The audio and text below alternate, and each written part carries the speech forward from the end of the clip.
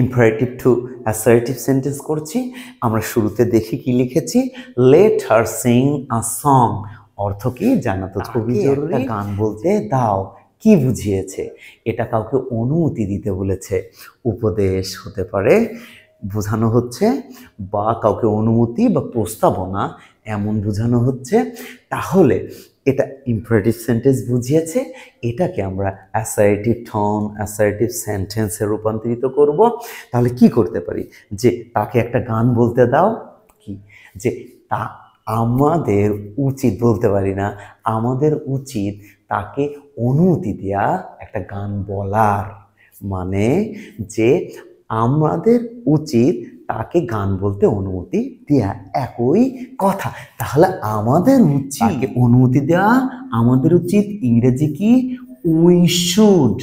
আমাদের উচিত we should অনুমতি দেওয়া, এই নিজেকে অ্যালাউ। আমাদের উচিত অনুমতি দেওয়া, উই শুড অ্যালাউ। কাকে? হার, তাকে।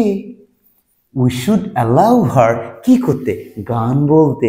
এই গান বলতে এর ইংরেজি কি, টু সিং কি, আ সং। তাহলে কি পাচ্ছি আমরা, আমাদের অনুমতি তাকে দেওয়া উচিত একটা গান বলার জন্য। এর ইংরেজি কি, আমাদের অনুমতি দেওয়া উচিত, উই শুড অ্যালাউ কাকে, তাকে একটা গান বলতে দেয়া, টু সিং আ সং। শুরুতে কি পেলাম, তাকে একটা গান বলতে দেওয়া দাও, let us sing a song. আমাদের উচিত তাকে গান বলতে দেয়া, অনুমতি দেওয়া, we should allow her to sing a song.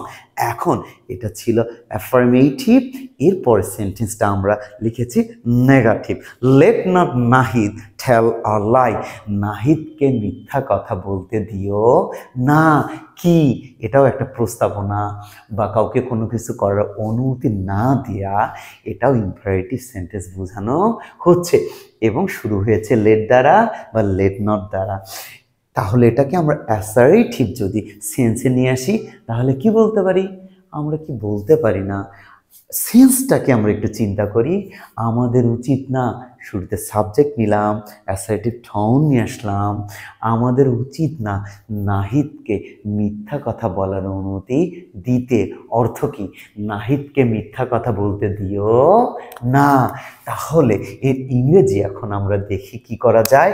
আমাদের উচিত না, এখানে ছিল আমাদের উচিত, উই শুড। আমাদের উচিত না, শুধু সেখানে নয়, নট ইংরেজি করে দিলাম, হয়ে গেল।